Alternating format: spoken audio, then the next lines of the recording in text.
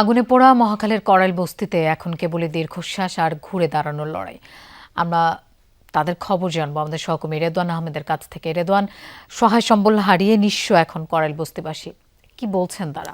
লোপা, যেমনটা জানেন যে আসলে কালকে রাতের যে আগুন, সে আগুনের ভয়াবহতার তীব্রতা এতটাই ছিল, সকাল পর্যন্তও কিন্তু তারা হাতড়ে বেরিয়েছেন যে তাদের আসলে শেষ সম্বলটুকু পাওয়া যায় কিনা। এই মুহূর্তে যেই জায়গাটিতে অবস্থান করছে, মূলত স্থানীয়রা বলছেন যে ঠিক এই জায়গাটি থেকে কিন্তু সিলিন্ডার বিস্ফোরণ হয়, তারপরে এই আগুনটি আশপাশে ছড়িয়ে পড়ে। আমরা যদি একটু দেখাতে চাই যে এই আশপাশের এলাকায় এখন যে অবস্থা, সেটি কিন্তু একেবারেই ভয়াবহ। সবকিছু কিন্তু পুড়ে ছাই হয়ে গেছে, কিন্তু তার মধ্যেও কিন্তু তারা সকাল থেকে সারা দিন সেই জায়গাগুলো একটু সরিয়ে কিন্তু তারা এখানে একটু বসার ব্যবস্থা করছেন।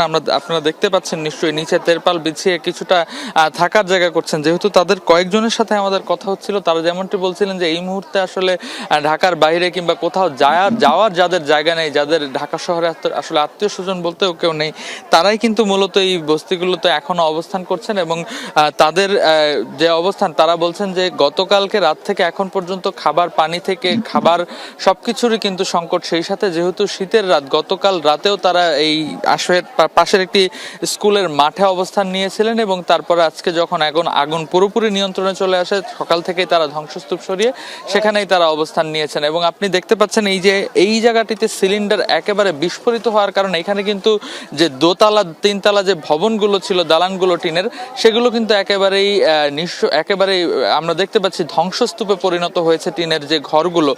এবং এই আশপাশে যতগুলো মানুষজন ছিলেন, তারা কিন্তু এই চারিদিকে এই তেরপাল বিছিয়ে কিন্তু তারা এই মুহূর্তে অবস্থান নিয়েছেন। এবং এই মুহূর্তে সবচেয়ে বড় যেটি সংকট, সেটি হচ্ছে খাবার পানি এবং বস্ত্র। অর্থাৎ রাতে যে তারা থাকবেন, শীতের রাতে তারা আসলে কিভাবে থাকবেন, সেই প্রশ্নই তারা বারবার করছেন। এবং পাশাপাশি তারা বারবারই অনুরোধ করছেন যেন তাদের ত্রাণ সহায়তার পাশাপাশি যেন একটু বস্ত্র অর্থাৎ কম্বল সহায়তাও তাদের দেয়া হয়, যেন তারা রাতটুকু কাটিয়ে আবার নিজের মতন করে গুছিয়ে ওঠার যে লড়াই, সেই লড়াইয়ে নামতে পারেন। আমরা পুরো বস্তিটি ঘুরে দেখেছি প্রায় একই অবস্থা, এবং এর মধ্যেই কিন্তু বেশ কয়েকজন আসছেন তাদের কিছু ত্রাণ সহায়তা নিয়ে, কিন্তু সেটি কিন্তু এখন পর্যন্ত পর্যাপ্ত না।